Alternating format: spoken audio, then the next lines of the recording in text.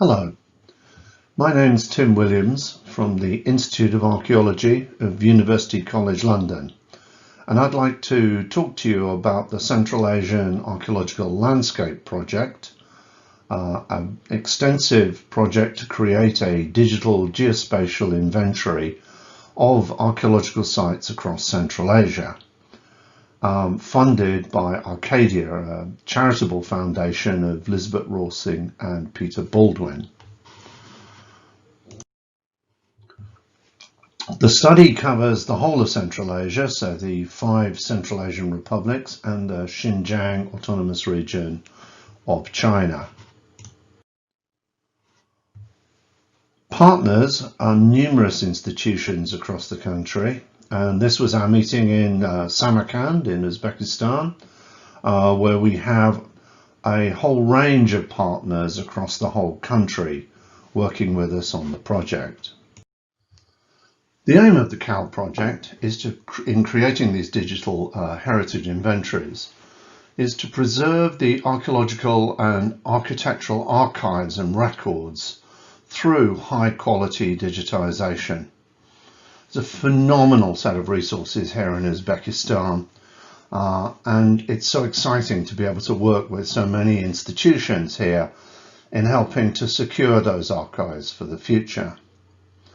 We're also using satellite imagery to try and better understand the location and the boundary information about these sites, and also to find new sites. There's still much more to understand about the complex archaeology of the region. We're undertaking fieldwork with our Uzbek partners, looking to document those landscapes and understand what we're seeing through the satellite image analysis. And we're combining all of these into a geospatial database to help local heritage and conservation specialists manage and protect their own, your own, rich heritage. We're building capacity in digital documentation, both in the archive and in the field. And we're developing case studies to explore the threats and the challenges to archaeological heritage management in Central Asia. The challenges are multiple: changing agricultural practice, the expansion of urban areas, rural depopulation, and of course the impact of the climate crisis across the whole of the globe. But here, particularly the impact of the shrinking so-called third pole, the glaciers of the Himalayas, Hindu Kush, Pamirs, and the broader impact that it has on the whole hydrology of river systems across Central Asia, particularly in terms of Uzbekistan, Amudarya, Sirdarya impacts, but a whole complex series of changes that are taking place. So the archive material we're looking at ranges from photographs, both prints and film, notebooks, drawings, sketches, a very complex series of material collected over the last century or more.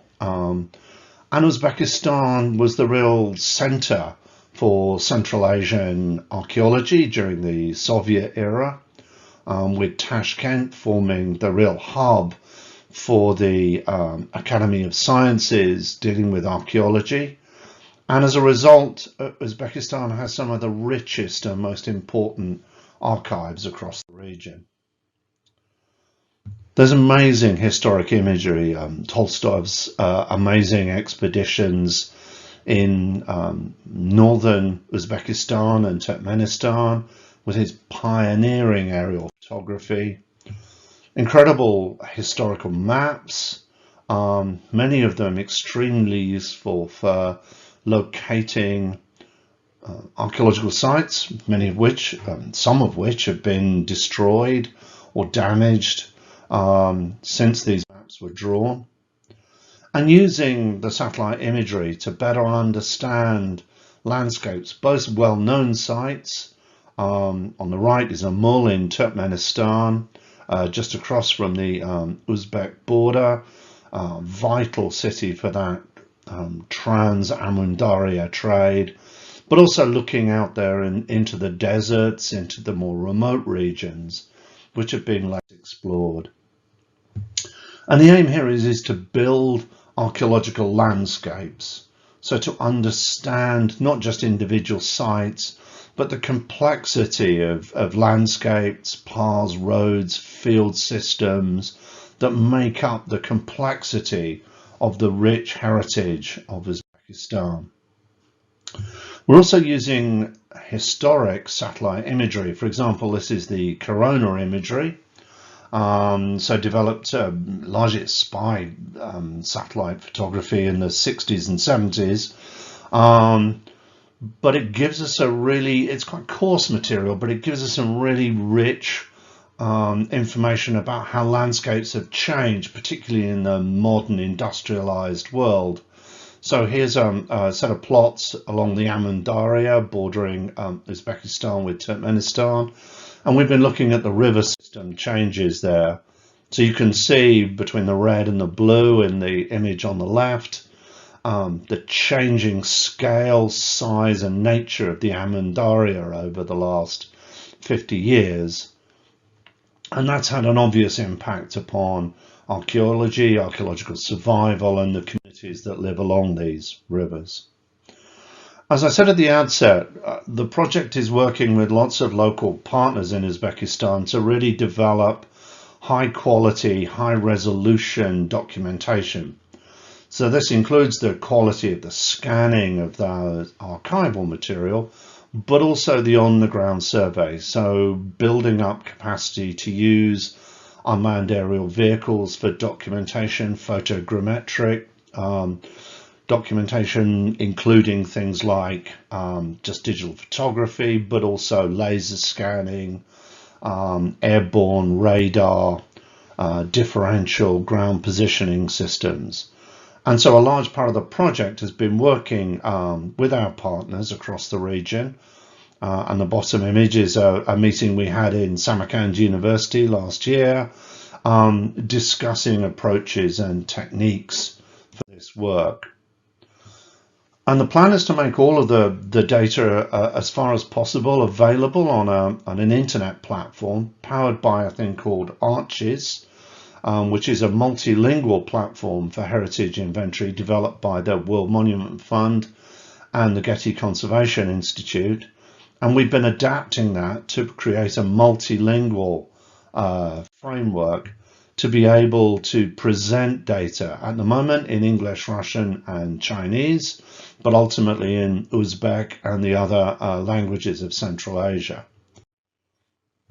And I hope very briefly this has given you a small flavor for the project that we're doing that spans Central Asia, but has a real focus of endeavor with lots of our partners within Uzbekistan.